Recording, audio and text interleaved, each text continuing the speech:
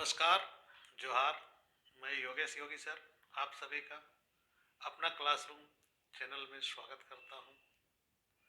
बहुत खुशी हूं क्योंकि 2 महीने के अंदर अगर कोई चैनल झारखंड के कंटेस्ट में इतना व्यूज अगर लाया हो तो वह अपना क्लासरूम है।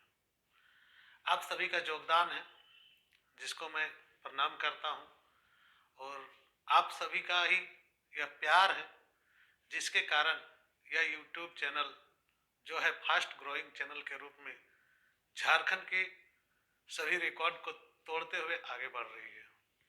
तो आप सभी जो कंटेंट मैं दे रहा हूं उसका रिएक्शन आप सभी दे रहे हैं और अच्छे व्यूज आ रहे हैं और यूट्यूब में व्यूज का ही मायने रखता है।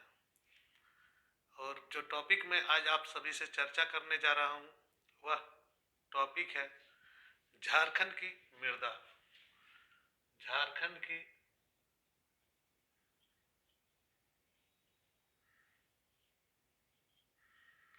मृदा, इस बारे में मैं आज का सेशन होगा। प्रारंभिक परीक्षा, मुख्य परीक्षा दोनों में समान रूप से इसमें प्रश्न पूछे जाते हैं और आप सभी के लिए यह वीडियो शुरू से अंत तक देखना इसलिए इम्पोर्टेंट है क्योंकि यह मुख्य रूप से फैक्ट बेस्ड है और आपको जो कंटेंट है यानी कि जो समझना है वह भी इस पर बहुत ज़्यादा निर्भर करता है कि पूरा क्लास को आप किस प्रकार से ग्रहण करते हैं। तो पूरे क्लास को देखिएगा, पूरे वीडियोज के साथ बने रहिए और मैं आपको झारखंड में मृदा और मृदा का जो बंटवारा है किस प्रकार से कहाँ कौन सी मृदा मिलती है इस बारे में मैं आपको आज बताऊंगा। यह सेशन इस महीने से भी इम्पोर्टेंट है क्योंकि यहाँ से प्रश्न लगातार पूछे जाते हैं। झारखंड सचिवालय सेवा, झारखंड लोक सेवा आयोग, झारखंड कर्मचारी चयन आयोग की जो इंटर स्तरीय परीक्षा हुई थी उसमें भी यहाँ से प्रश्न पूछे गए थे। तो और दूसरी बात यह है कि हमारे जो किताब है जो झारखंड से संबंधित बातें करती है, किताबें जो है उसमें मृदा का जो वर्गीकरण किया गया है उस वर्गीकरण के अनुसार अगर हम चलेंगे और उसके अनुसार पढ़ेंगे तो हमारे बहुत सारे प्रश्न छूट जाएंगे। तो हम उन चीज़ों को ध्यान में रखते हुए इस वीडियो को बना रहा हूँ, इस सेशन को आगे लेके जा रहा हूँ और आगे का क्लास जो है उसी पर आधारित होगा। यहाँ देखना है सबसे पहले एक टर्म, एक शब्द जो है वह मृदा। मृदा क्या है? सबसे पहले हम इस बात पे विचार करेंगे कि मृदा क्या है। मृदा क्या है? मृदा किसे कहते हैं? एक सवाल है कि मृदा किसे कहते हैं। तो इसका साधारण सा जवाब है आप सभी देखते हैं और जो देखते हैं वही मृदा है।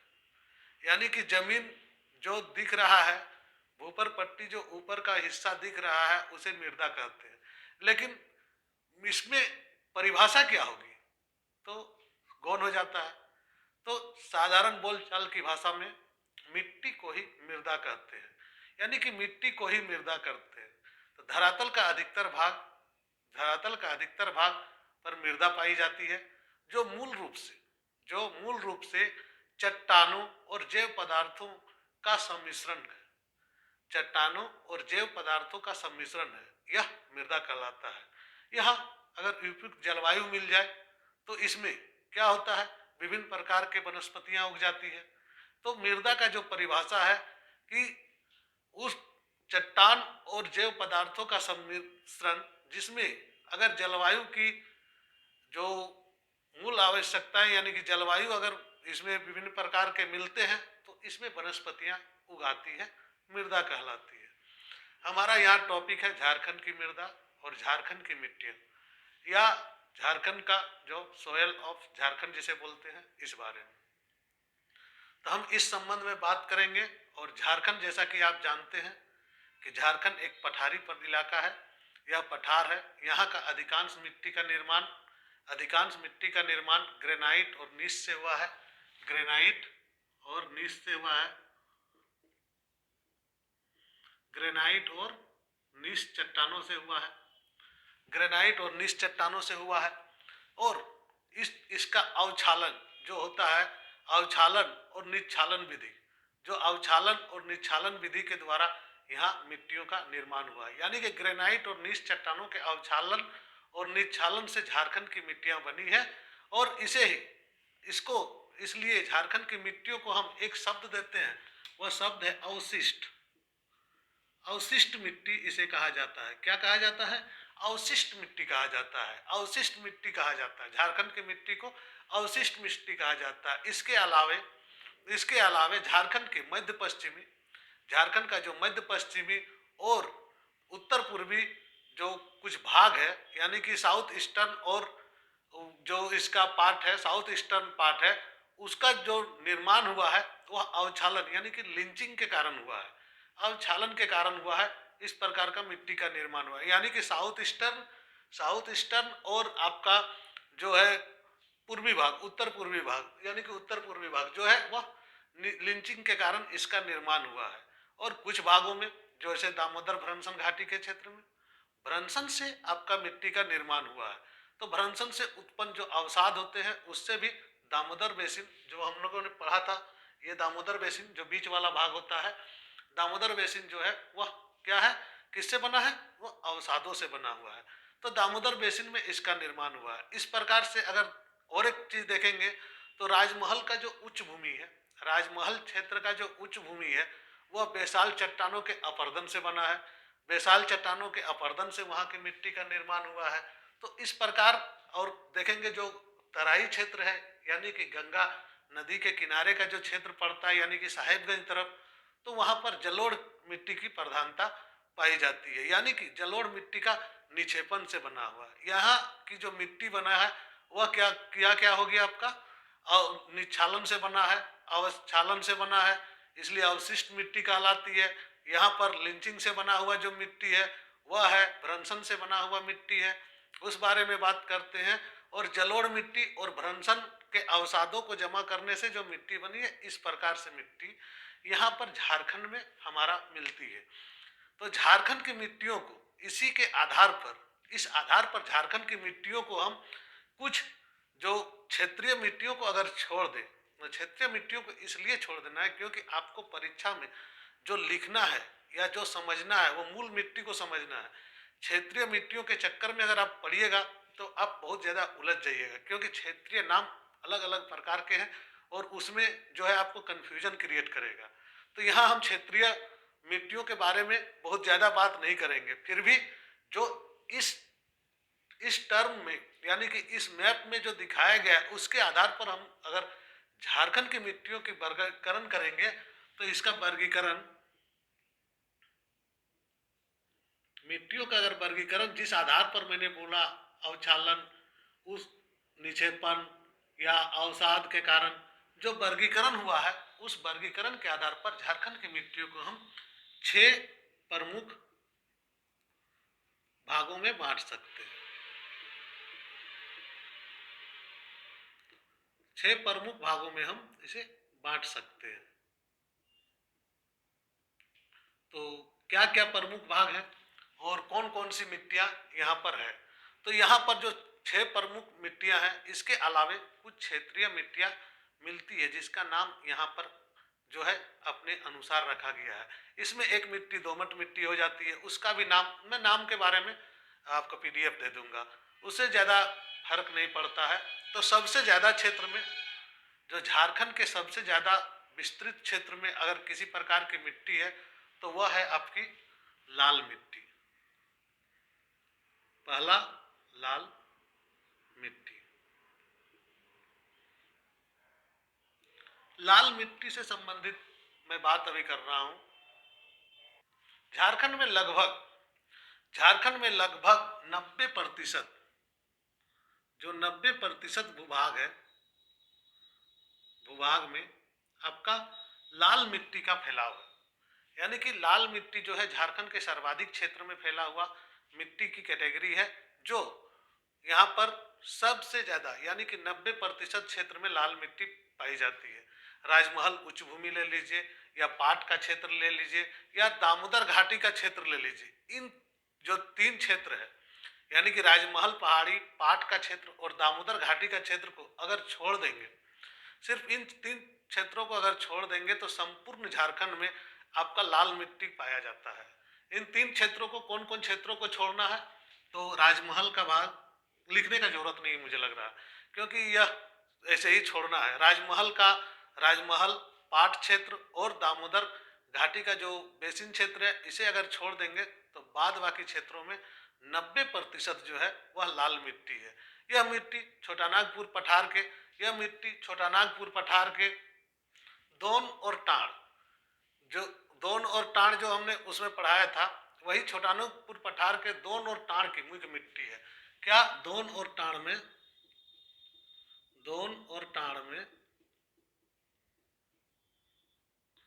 अगर कोई मिट्टी मिलती है तो वह लाल मिट्टी है। तो यह लाल मिट्टी लाल होती है क्यों? क्योंकि यह फेरस ऑक्साइड के कारण लाल होती है। उस पर मैं बहुत ज़्यादा नहीं जाऊंगा, चलते हैं आगे। कि लाल मिट्टी जो है छोटानागपुर के दोन और टाण का मुख्य मिट्टी है, लेकिन दोन में जो लाल मिट्टी है, उसे लाल मिट्टी नहीं कहते, उसे कहते हैं लाल मिट्टी, लेकिन मृत्तिका युक्त है वहां की मिट्टी। मृत्तिका मतलब होता है क्ले, मृत्तिका क्ले को कहते हैं। क्ले मतलब कीचड़, ठीक है, कीचड़ को कहते हैं। तो इसे लाल मृत्तिका मिट्टी भी कहते हैं। यानी कि दोन और टाण जो दोन क्षेत्र में है वो क्ले युक्त लाल मिट्टी है, इसलिए उसे लाल मृत्तिका मिट्टी भी कहते हैं। क्या कहते हैं? लाल मृत्तिका मिट्टी भी इसे कहते हैं। तो दोन क्षेत्र में जो है आपका, दोन क्षेत्र में है लाल मृत्तिका मिट्टी और टाण क्षेत्र में है लाल। तो लाल मिट्टी का निर्माण कैसे होता है? लाल मिट्टी का निर्माण ग्रेनाइट और नीच चट्टानों का अपक्षयन और अपर्दन, यानी कि इरोजन और डिपोजिशन दोनों के कारण लाल मिट्टी का निर्माण होता है। झारखंड में लाल मिट्टी की उर्वरता कम है। अब आप जानते हैं कि उर्वरता कम होने का मुख्य कारण क्या होता है? क्योंकि इसमें नाइट्रोजन, फास्फोरस और मैग्नीशियम, लाइम आदि का जो है मात्रा इसमें कम है, और इसके साथ साथ जो पोटास का मात्रा इसमें ज़्यादा है। यानी कि नाइट्रोजन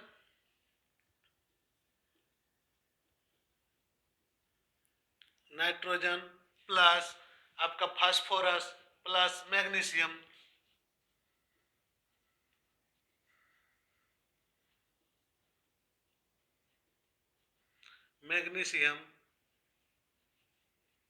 और लाइम कम मात्रा में है। इस लाल मिट्टी में यह सब कम है, इस कारण से उपजाऊ यहाँ पर कम हो जाता है, कम मात्रा में है। लेकिन पोटास की मात्रा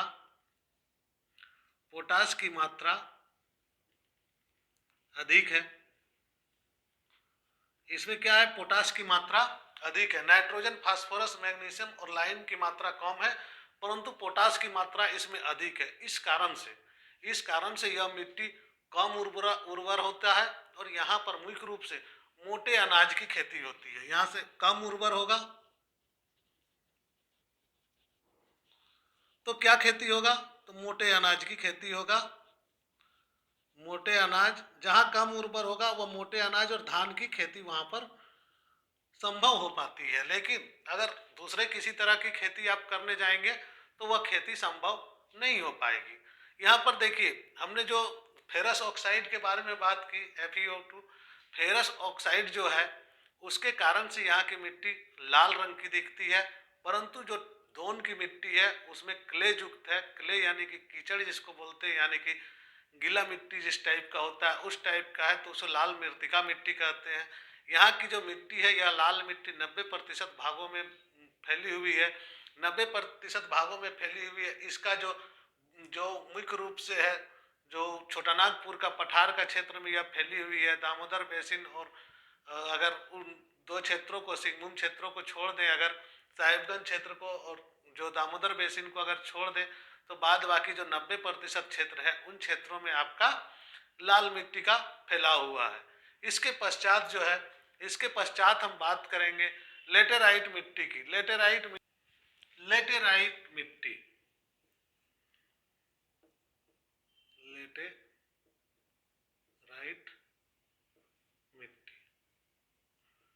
झारखंड का दूसरा जो प्रमुख मिट्टी है वह लेटेराइट मिट्टी है।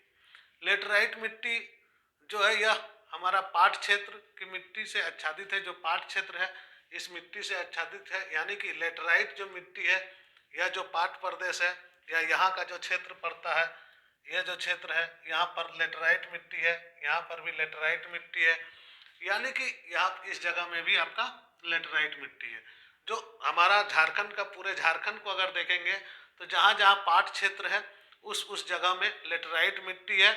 और इसके अलावे जो है हम जो 1 2 3 जगह दिखाएं, उसमें से क्या है, पाट क्षेत्र हो गया आपका, उसके बाद आपका हो जाता है दक्षिण पूर्वी झारखंड और उत्तर पूर्वी झारखंड का अधिक वर्षा वाले कुछ क्षेत्र में लेटराइट मिट्टी पाए जाते हैं। यानी कि पाट क्षेत्र और इसका कुछ पूर्वी, जो झारखंड का पूर्वी झारखंड भाग है और उत्तर पूर्वी झारखंड का जो भाग है, उस क्षेत्र में कुछ क्षेत्रों में जहां अधिक वर्षा होती है वहां पर लेटराइट मिट्टी पाया जाता है। इसका निर्माण किस प्रकार से होता है? इसका निर्माण जो है अधिक वर्षा के कारण जो लिंचिंग होती है उसी से इसका निर्माण होता है। जो लेटराइट मिट्टी का मुख्य निर्माण जो है वह लिंचिंग के कारण होती है। तो लिंचिंग जो होता है उसके कारण आपका लेटराइट मिट्टी का निर्माण होता है। इस प्रकार की मिट्टी में जो लो ऑक्साइड होता है, लो ऑक्साइड FeO को प्रचुर मात्रा पाई जाती है, Fe की प्रचुर मात्रा पाई जाती है। इस कारण इसका जो रंग है वह भी लाल या पीला रंग का होता है। इसका रंग लाल या तो पीला, दोनों में से एक रंग होता है। तो कहीं कहीं बहुत ज़्यादा लाल भी हो जाता है तो लाल मिट्टी लोग समझ लेते हैं, परंतु ऐसा नहीं है। इसके साथ आपका पीलापन का मिक्सअप होता है, जिस कारण से यह मिट्टी आसानी से पहचाना जाता है कि यह और इस क्षेत्र में लेटराइट मिट्टी की प्रधानता है। यह इसे रेड एलोइस मिट्टी भी कहते हैं। इसको कहीं कहीं इंग्लिश में नाम रेड एलोइस मिट्टी भी कहते हैं। तो कौन कौन सा क्षेत्र हो गया इसका जो क्षेत्र है वह क्षेत्र कौन सा हो गया? पाट क्षेत्र और आपका दक्षिण पूर्वी क्षेत्र, झारखंड का जो दक्षिण पूर्वी क्षेत्र है वह, और उत्तर पूर्वी क्षेत्र है जो वह, यानी कि दक्षिण पूर्वी क्षेत्र और उत्तर पूर्वी क्षेत्र में आपका जो है वह लेटराइट मिट्टी पाई जाती है। तो इस प्रकार से हमने देखे लेटराइट मिट्टी कहाँ कहाँ पाई जाती है। यह मिट्टी भी अपेक्षाकृत कम उर्वर होती है, यह मिट्टी भी कम उर्वर होती है, क्योंकि इसमें भी उर्वरता की कमी पाई जाती है, क्योंकि इसमें जो आवश्यक पोषक तत्व है उसकी कमी पाई जाती है। यह जो मुख्य रूप से अगर जिलों की बात करेंगे, हम जिलों के अनुसार अगर हम देखेंगे, देखिए पहले तो मिट्टी को जिलों के अनुसार नहीं बांटने का कोशिश करें, क्योंकि मिट्टियाँ यहाँ वहाँ फैली हुई है और इस आधार पर सभी जिलों में एक जैसा नहीं होती है। फिर भी अगर हम जिलों के अनुसार देखेंगे तो पलामू, रांची,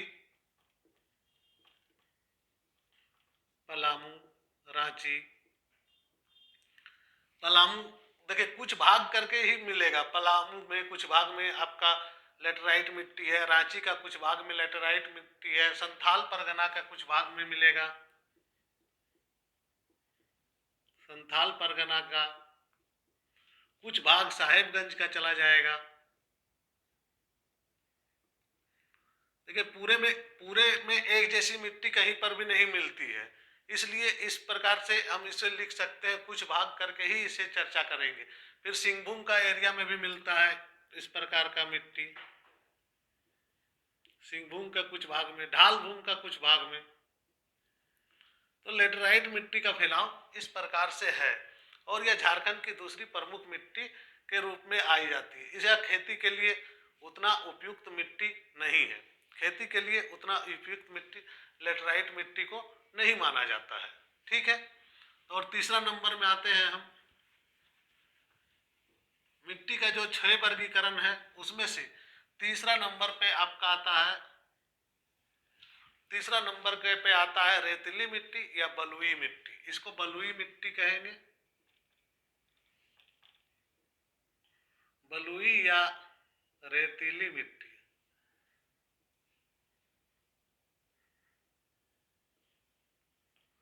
बलुई या रेतीली मिट्टी, यह जो है यह मिट्टी दामोदर बेसिन जो क्षेत्र है हमारा, मुख्य रूप से दामोदर बेसिन क्षेत्र में अवस्थित है और हजारीबाग, रामगढ़, धनबाद, बोकारो, यानी कि दामोदर बेसिन लिख देने से भी चलेगा, क्योंकि आप लोग पिछला वीडियो देखे होंगे, दामोदर बेसिन में कौन कौन सा जिला आपका आ जाता है, उस अनुसार आप उसको लिख सकते हैं। परंतु चलिए, हजारीबाग, रामगढ़,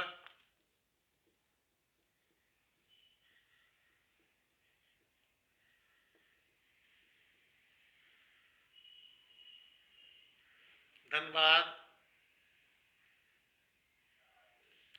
बोकारो, धनबाद बोकारो जो है यह क्षेत्र में विस्तृत पाया जाता है। यह जो बलुई मिट्टी या रेतीली मिट्टी है, इसका जो जो निर्माण है ना, इसका निर्माण जो होता है वह दामोदर नदी घाटी में इसका फैलाव है। तो इसलिए दामोदर नदी का जो बलुआ पत्थर है उसका अपर्दन यानी कि इरोजन और निक्षेपण यानी कि डिपोजिशन के कारण इसका निर्माण होता है। इसमें सबसे बड़ी बात है कि इसमें निक्षेपण का मुख्य रोल है और अपर्दन का भी मुख्य रोल है। अपर्दन का भी मुख्य रोल है। देखिए, इसमें निक्षेपण और अपर्दन दोनों का मुख्य रोल है। निक्षेपण कहने का मतलब है कि दामोदर नदी जो अपर्दित करके लाती है पत्थरों को या सिलिका को, वह आके कहीं ना कहीं निक्षेप करती है, और जो निक्षेप करती है उससे इस मिट्टी का निर्माण होता है। यानी कि अपर्दन और निक्षेपण की क्रिया यहाँ पर होती है। इस प्रकार की मिट्टी में सिलिका की मात्रा अधिक होगी। सिलिका की मात्रा अधिक होगी।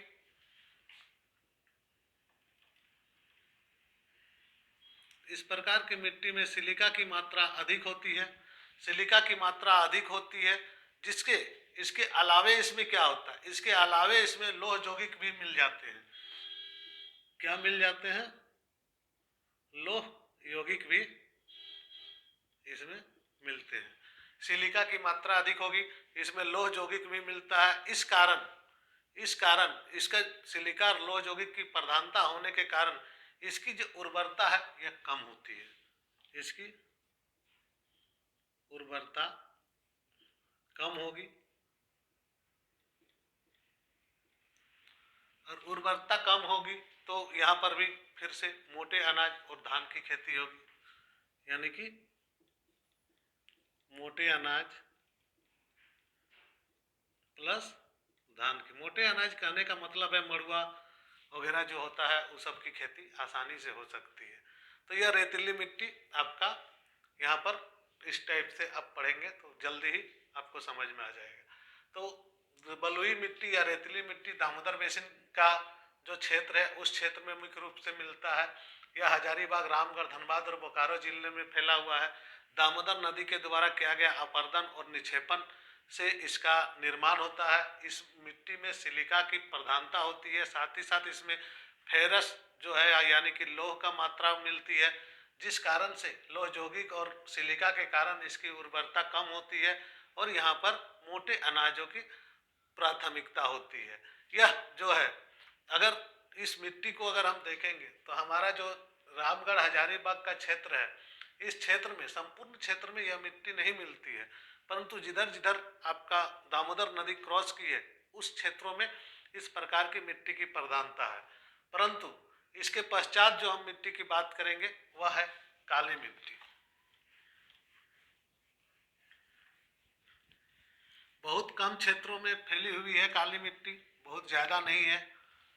चौथा नंबर हो जाएगा काली मिट्टी।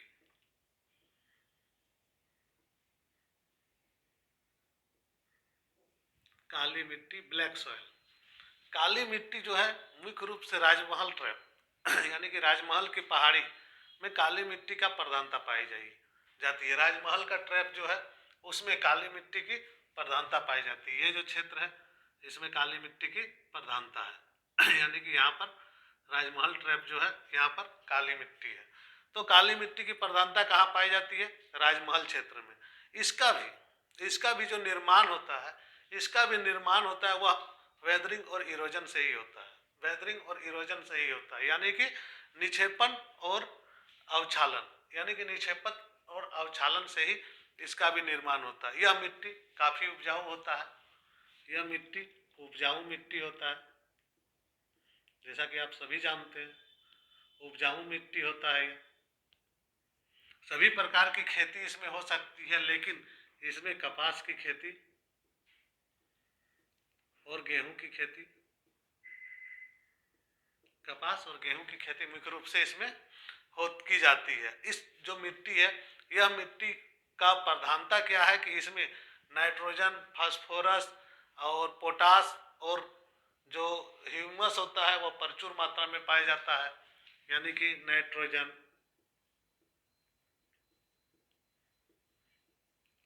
प्लस फास्फोरस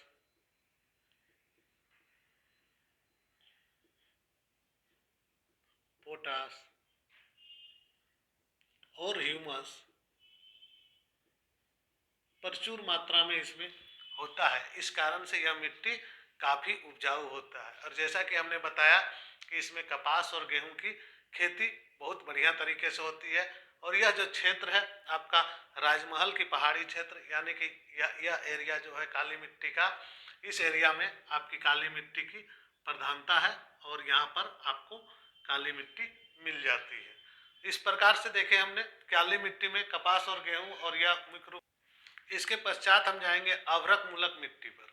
अभ्रक मूलक मिट्टी यानी कि 5वां नंबर में आपका हो जाएगा अभ्रक या अभ्रक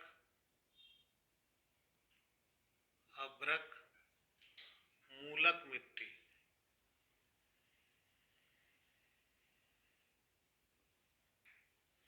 5वें नंबर में जो होता है वह है अभ्रक मूलक मिट्टी। यहाँ अगर मैप में देखेंगे तो इस क्षेत्र में अभ्रक मूलक मिट्टी, और यह बीच क्षेत्र में आपका अभ्रक, जहाँ जहाँ हमारा अभ्रक का खान है, कहाँ कहाँ खान है, कोडरमा, तिलैया, बड़का गांव, कहाँ कहाँ, कोडरमा,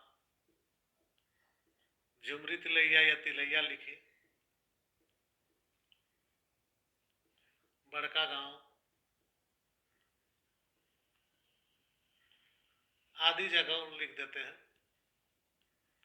जहाँ जहाँ अभ्रक के खान है और जहाँ जहाँ अभ्रक के छोटे छोटे क्षेत्र हैं, उन क्षेत्रों में अभ्रक मूलक मिट्टियाँ पाई जाती है।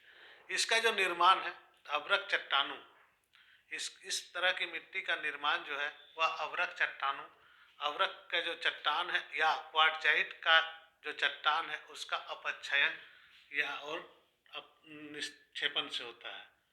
अभ्रक चट्टानों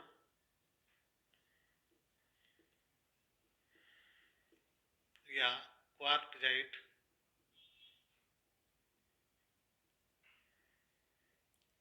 चट्टानों, अभ्रक के चट्टानों या क्वार्टजाइट जो क्वार्टजाइट का चट्टानों है उसका अपक्षयन और निक्षेपण से होता है, उसका अपक्षयन और निक्षेपण से होता है। इस प्रकार का मिट्टी का निर्माण होता है। यानी कि यहाँ पर भी वही दोनों काम करता है, अपक्षयन और इरोजन और निक्षेपण, डिपोजिशन। तो इस प्रकार का मिट्टी जो होता है यह सबसे कम उर्वर होता है, औसत से कम उर्वर होता है, औसत से कम उर्वर होता है, औसत से कम उर्वर होता है। इसलिए यहाँ पर खेती की संभावना थोड़ा कम होती है। लेकिन कहीं कहीं अगर सिंचाई की उचित सुविधा हो, और सिंचाई की जहाँ उचित सुविधा है तो वहाँ पर धान की खेती मिल जाती है। इस मिट्टी का रंग कहीं कहीं गुलाबी, हल्का गुलाबी गुलाबी और कहीं कहीं हल्का पीला कलर से होता है। यानी कि पीला और गुलाबी का मिक्स कलर होता है। यह अभ्रक का जो खान जहाँ जहाँ है वहाँ वहाँ इस प्रकार की मिट्टी आपका पाई जाती है। इसके पश्चात आता है हमारा जलोढ़ मिट्टी। 6 नंबर होगा ना, 6 भागों में बांटे हमने। जलोढ़ मिट्टी नाम से ही क्लियर है कि जल के द्वारा लाई गई मिट्टी को जलोढ़ मिट्टी कहते हैं। और गंगा नदी का तराई क्षेत्र जहाँ जहाँ पड़ता है या बिहार से सटे हुए जो जो हमारे जिले पड़ते हैं, उन जिलों में इस प्रकार की मिट्टी की प्रधानता है। तो इसका जो दो प्रकार का होता है जलोढ़, आप जानते हैं, एक होता है खादर और एक होता है बांगर। यह दो प्रकार का मिट्टी होता है, एक खादर और दूसरा होता है बांगर। बांगर मतलब हो गया पुरानी जलोढ़,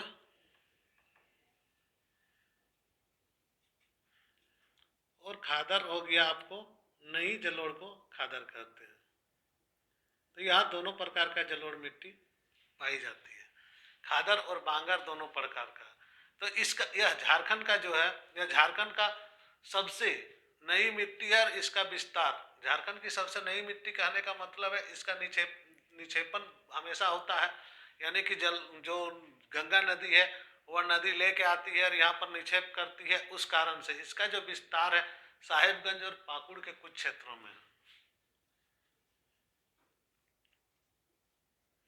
साहेबगंज और पाकुड़ के, संपूर्ण पाकुड़ नहीं, पाकुड़ के कुछ क्षेत्रों में इसका विस्तार है।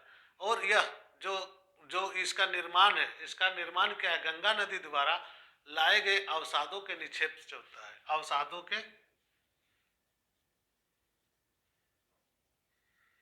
अवसादों के निक्षेप से, निक्षेपण की क्रिया यहाँ पर होती है। अवसादों के निक्षेपण से इस प्रकार की मिट्टी का निर्माण होता है। यह मिट्टी अधिक उर्वर होती है क्योंकि इसमें आवश्यक तत्व जो होता है, इसमें यह मिट्टी उर्वर मिट्टी कहलाती है। उर्वर मिट्टी होता है, इसमें आवश्यक तत्व जो है, जो आवश्यक तत्व होते हैं एक उर्वर मिट्टी को बनाने में, वह आवश्यक तत्व जैसे है कि पोटास, चूना, लाइम जिसको बोलते हैं, पोटास, चूना की अधिकता होती है और इस कारण से यह मिट्टी बहुत ही उपजाऊ होती है। यह मिट्टी धान और गेहूं, यह उपजाऊ होती है, तो यह मिट्टी धान, गेहूं और सब्जियों के लिए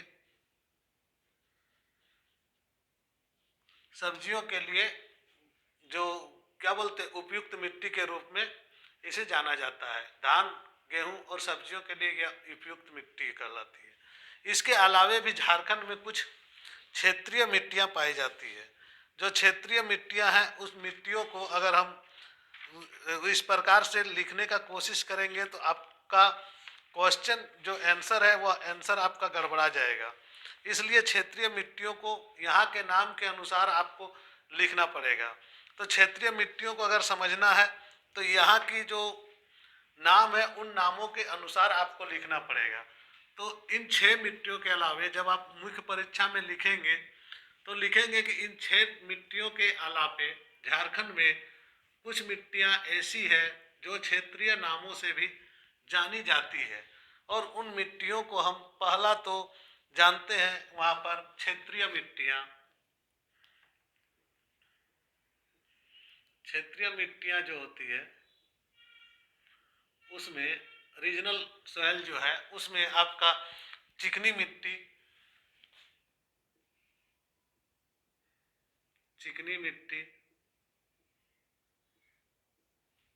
दोमट मिट्टी,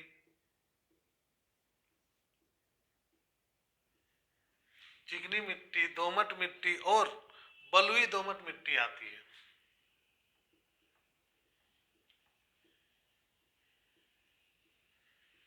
चिकनी मिट्टी, दोमट मिट्टी और बलुई दोमट मिट्टी इसमें आती है। और इसका स्थानीय नाम भी बहुत ही अजीब अजीब है, कंबाल, चिट्टा। चिकनी मिट्टी को चीटा मिट्टी भी यहाँ पर कहते हैं, कहीं कहीं कंबाल भी कहते हैं। तो इस प्रकार के नाम अगर आपको याद रहे तभी लिखे, वरना छट जाएंगे। कहीं कहीं गोबरा कहते हैं इसको, क्योंकि जो कॉपी चेक करेंगे वह झारखंड के तो जानकार होते ही हैं और उसे आप बुड़बक नहीं बना सकते हैं। तो बढ़िया रहेगा कि अगर आपको याद ना हो तो ना लिखे। दोमट मिट्टी जैसे जानते हैं कि दो मिट्टियों के मिल के जो बनता है उसको हम दोमट मिट्टी कहते हैं। इसमें खेसरी, चरका, लोयो इसमें जो आता है आपका खेसरी, कहीं खेसरी कहा जाता है, कहीं चरका मिट्टी कहा जाता है, कहीं लोयो मिट्टी कहा जाता है। तो इस प्रकार का नाम यहाँ पर जो है वो दिया गया है। इस प्रकार का नाम का नामकरण यहाँ पर किया गया। इसके अलावे जो बलुई दोमट मिट्टी है उसको बाला, गोरिस, जरिया, उसको क्या कहते हैं, इसको भी कहते हैं बाला, गोरिस, जरिया, ये सब नाम यहाँ पर है। और इसका नाम के पीछे का कुछ रीजन भी है। ये नहीं है कि मतलब वैसे ही नाम रख दिया गया है, नाम के पीछे का भी रीजन। चीटा मिट्टी, चीटा मिट्टी जो होता है, चीटा मिट्टी देखे होंगे कि पैर में चिपक जाता है तो छूटता नहीं है, वही चीटा मिट्टी है। गोबरा मिट्टी का नाम दिया है, यानी कि यह काला रंग का होता है मिट्टी, मिट्टी का कलर ही काला होता है, तो उसको गोबरा बोल दिया यहाँ के लोग, तो वह गोबरा मिट्टी के नाम से। दोमट मिट्टी में खेसरी मिट्टी हो गया, एक हो गया चरका मिट्टी, चरका मिट्टी या चकरा मिट्टी, वो चरका मिट्टी बोलते हैं। चरका मिट्टी यहाँ का जो मिट्टी के घर जो बना हुए हैं उसको पोतने के काम आता है। इसको दुधिया मिट्टी भी कहते हैं हम लोग झारखंड में, तो दुधिया मिट्टी कहते हैं। उसी प्रकार से बलुई दोमट मिट्टी में भी होता है। एक होता है बाला, बाला वाला मिट्टी, जैसे आपका ईटा वगैरह का निर्माण में काम होता है। दूसरा गोरिस मिट्टी होता है इसमें। तो गोरिस मिट्टी का क्या काम है, गोरिस मिट्टी का काम है घर का पुताई के लिए काम आता है। और जो गोबरा मिट्टी है, गोबरा मिट्टी का देखिएगा आप, जो झारखंड का आदिवासी बहुल क्षेत्र में जाइएगा तो वहाँ का जो बाहर का देहरी होता है, यानी कि जहाँ पर वो लोग बैठने का जगह बनाता है, उसको वही मिट्टी से नीपा जाता है। गोबरा मिट्टी से एकदम साफ स्वच्छ क्लीन नजर आएगा। जो डिजाइन वगैरह वो लोग बनाते हैं वो चरका मिट्टी से बनाते हैं। तो इस प्रकार का स्थानीय नाम अगर आपको याद रहे तो आप लिखें, और अगर आपको याद ना रहे तो इसमें छेड़छाड़ करने की कोशिश ना करें। हाँ, जो आपका मूल मिट्टी छह मिट्टी है उसे आपको समझना बहुत ही जरूरी है, और उसे आप बढ़िया से समझें ताकि उसमें आपको किसी प्रकार का कोई कंफ्यूजन ना रहे। क्योंकि यहाँ अगर कंफ्यूजन हो जाता है तो आपका प्रारंभिक परीक्षा और मुख्य परीक्षा दोनों इफेक्ट करेगा। तो इस आधार पर आप जो है दोनों परीक्षाओं को ध्यान में रखकर इसे लिखने का कोशिश करें। इस प्रकार से मैप बनाएं, मैप बना के जो जो एरिया दिखाया गया है उसमें विभाजन करें, और विभाजन करके कहाँ किस प्रकार की मिट्टी मिलती है उस पर आप अपना व्यू रखें कि इस प्रकार की मिट्टी हम आप जिस क्षेत्र में रहते हैं वहाँ किस प्रकार की मिट्टी मिलती है, वह भी लिखने का कोशिश करें। इस प्रकार से आप अपने प्रश्न को नया जो उत्तर लिखने की शैली है उसको आप डेवलप करेंगे, तब आपका उत्तर बढ़िया से बढ़िया होगा। यहाँ पर मैं एक बात आपको बता देना चाहता हूँ कि यह जो अपना क्लासरूम चैनल है मेरा, AAPNA, बहुत लोग APNA खोज देते हैं, CLASSROOM। यह अपना क्लासरूम चैनल जो है यह पूरी तरह से फ्री है, तो आप ज़्यादा से ज़्यादा दोस्तों के बीच में इसे शेयर करें। और जो यह फास्ट ग्रोइंग चैनल है तो इसी आधार पर इस चैनल को और ज़्यादा आप लोग ज़्यादा से ज़्यादा लोगों के बीच में फैलाएं ताकि वे लोग सब्सक्राइब कर लें। और हमारा जो यूट्यूब का अलावे आपका व्हाट्सएप ग्रुप और जो टेलीग्राम ग्रुप है उससे भी जुड़े, उसका लिंक मैं आपको डिस्क्रिप्शन बॉक्स में दे दूंगा। वीडियो अच्छा लग रहा है तो लाइक करें, और अगर किसी प्रकार के सवाल हैं परीक्षा से संबंधित, कहीं भी फंस रहे हैं, आपको कहीं भी लग रहा है कि इस टॉपिक पे मुझे और जानकारी चाहिए, हमारा क्लियर नहीं हो रहा है, तो हमें लिखें, हम आपको वह क्लियर कराने की भरसक कोशिश करेंगे। इसी आशा के साथ कि आप सब अच्छे रिजल्ट लाएं और कोशिश करें झारखंड की परीक्षाओं को क्रैक करने का। जो ट्रेंड है परीक्षा का उसी को ध्यान में रखते हुए और उसी सिलेबस के आधार पर सारे सेशंस चल रहे हैं, और कोशिश करें ज़्यादा से ज़्यादा पढ़ाई करने का, क्योंकि पढ़ाई का कोई विकल्प नहीं होता है। जय हिंद, जोहार। इसी के साथ आज का सेशन में यहाँ पर रोकता हूँ, और फिर नेक्स्ट सेशन पे कल नेक्स्ट वीडियो आपके सामने लेकर आऊँगा। धन्यवाद।